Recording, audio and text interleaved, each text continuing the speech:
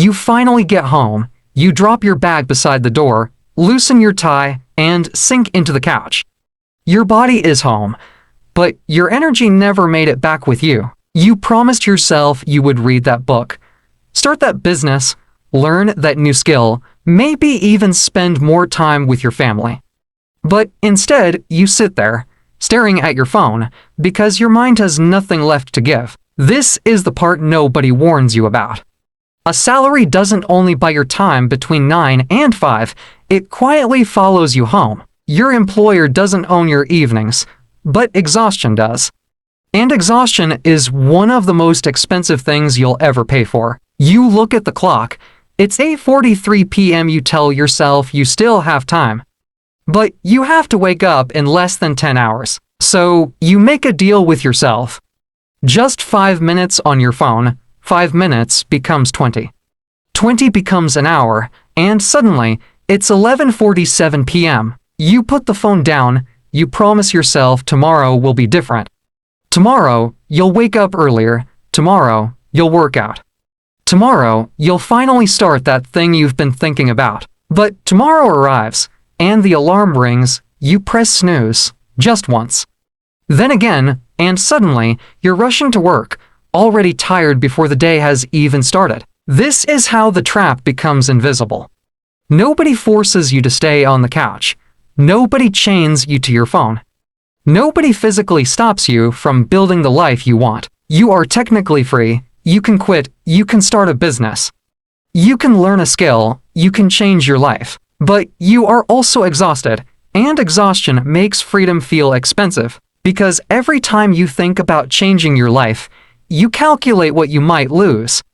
The salary, the health insurance, the rent money, the stability. So you stay, not because you love the job, not because you believe in the company, but because leaving feels more dangerous than remaining unhappy. And this is where the salary trap becomes powerful.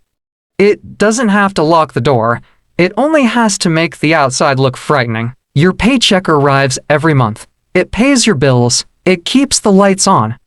It gives you food, it gives you a roof over your head. And slowly, without realizing it, you begin to confuse survival with security. You think, at least I have a job. And that sentence becomes the reason you stop asking whether you are actually living. You look around your workplace. Almost everyone is tired, almost everyone complains. Almost everyone says they want something different. But Monday morning comes, and almost everyone shows up. Some people have been doing this for 5 years, some for 10, some for 20. And the frightening part is that many of them no longer remember what they originally wanted. They remember the bills, they remember the responsibilities, they remember the reasons they couldn't leave. But somewhere along the way, the dream became a luxury. You tell yourself you'll pursue it when things become easier, when you have more money, when you have more time, when the children are older, when the right opportunity comes. But life rarely becomes less expensive on its own. There is always another bill, another responsibility, another reason to wait. And while you are waiting for the perfect time to begin living, your best energy is being spent making somebody else's dream possible. You give your company your sharpest hours, your best ideas, your focus, your patience, your creativity. Then you come home with whatever is left, and you try to build your own future with the leftovers. Think about that for a moment. You spend 8, 9, or 10 hours every day building someone else's business. Then you come home exhausted and expect yourself to build your own. And when you fail to do it, you blame yourself, you call yourself lazy, unmotivated, undisciplined. But maybe you are not lazy. Maybe you are simply trying to build a second life with the energy your first life has already consumed. The problem is not always that you don't have enough time.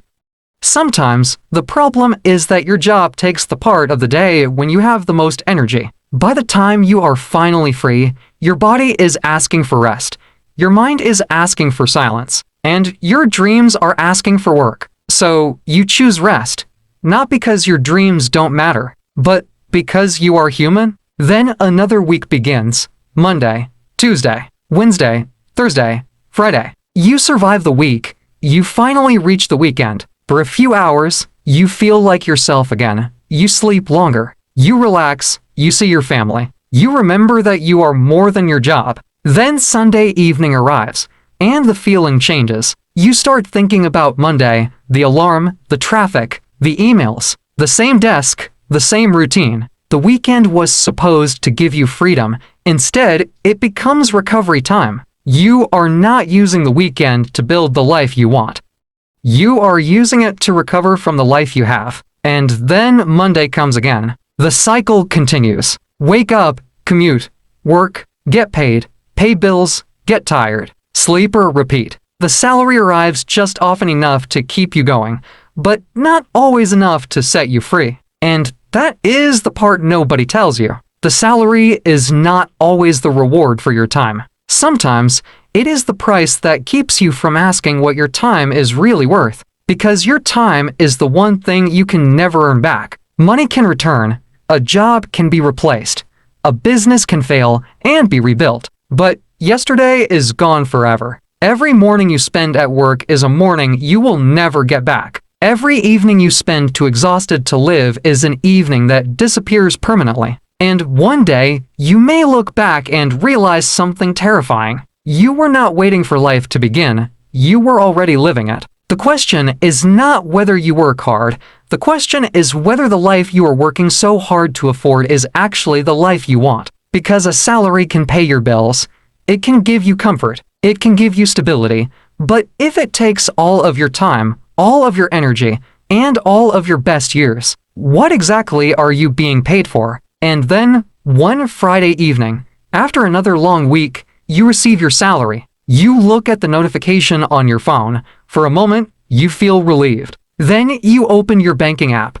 Rent, food, transport, electricity, debt, subscriptions. The money begins disappearing almost immediately. And before the weekend is over, you are already thinking about the next paycheck. That is when the question finally becomes impossible to ignore. Are you working for your salary ... or is your salary working to keep you working? Because the most dangerous trap is not the one you can see. It is the one that gives you just enough comfort to stop looking for the exit.